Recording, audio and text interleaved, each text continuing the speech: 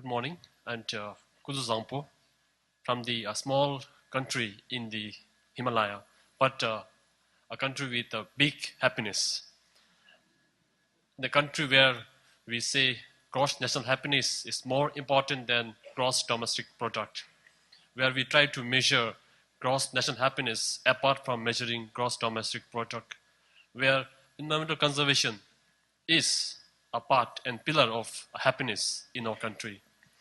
Your Excellency, President of the Republic of Suriname, the Honorable Cabinet Minister, Excellencies, distinguished delegates, ladies and gentlemen, on behalf of Royal Government of Bhutan, it's an honor and privilege for me to deliver this statement at this gathering.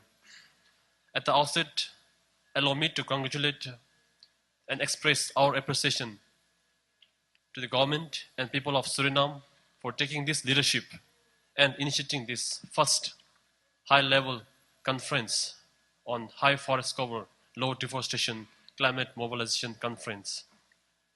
We would also like to thank the United Nations Forum on Forests, the United Nations for Sustainable Development Goals, the United Nations Financing for Development Office, and the UNDP for co-organizing this workshop and having us all for this workshop.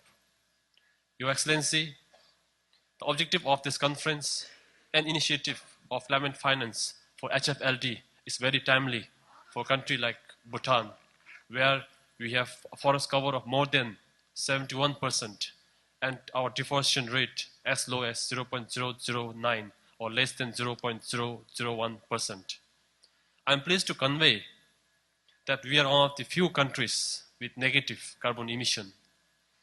Despite being a negative carbon emitter, Bhutan is at forefront of fighting or combating climate change. We have been taking necessary actions wherever necessary.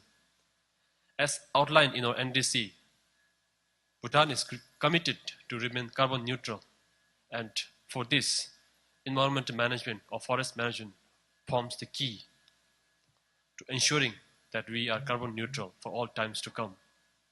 Your Excellency, as you are aware, for Bhutan, environmental preservation and conservation constitute an important part of the National Planning Strategic Framework and is on top of our development agenda as well. Bhutan's protection and conservation of environment and safeguarding is actually enshrined in our constitution.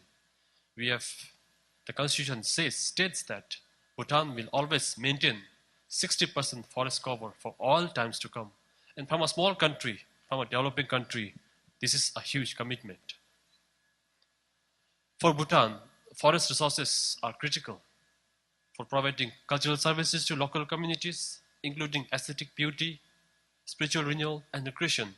Hence, we make our every effort to protect the resources. And over the years, we have framed several laws and policies, and we are what we are today, 71%, all because of our visionary kings, monarchs, who put environmental conservation as one of the key priority agenda. While forest loss has been relatively low in the past decades, but this pattern is slowly changing as we integrate with the global economy. In the last few years, deforestation rate have increased, and we are now witnessing frequent waves of climate change-induced disasters. Bhutan, as a landlocked country with a fragile mountain ecosystem, is among the most vulnerable countries to the adverse effect of climate change. The increasingly recurrent extreme climatic phenomena that we experience, such as flash floods, glacier retreat, glacier lake outburst flood, which we call as gloves, windstorm, changing weather patterns, forest space, outbreaks, landslides, are clear signs that climate change is affecting our country. Climate change threatens our hydropower and agriculture-dependent economy and the livelihood of the vast majority of our population who are subsistence farmers. Your Excellency, although Bhutan is an LDC committed to remain carbon neutral with huge development priorities,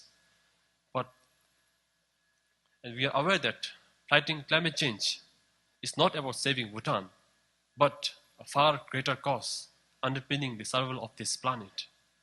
Towards this end, I am happy to report that we have finalized several low-emission development strategies.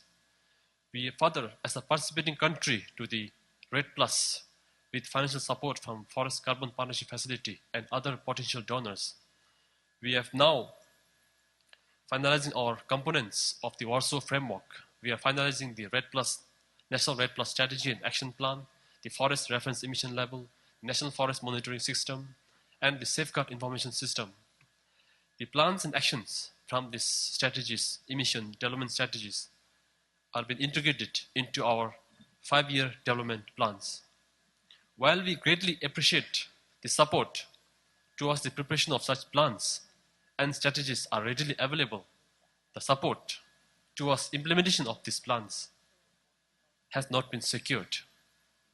As is the case for all of us, the HFLD countries gathered here, Bhutan may not be benefited from the result-based payment system because by the fact that our deforestation rate is very low and we have very less emission. Therefore, we would like to request for a special consideration for our high forest cover and low deforestation status in acknowledgement of the good work done in keeping low deforestation and maintaining high forest cover. In closing, we therefore stand with the HFLD country gathered here and call for international community to support us in our efforts in maintaining high forest cover while also allowing us to pursue growth and our ambitious endeavor to combat climate change. Thank you and Pashidale.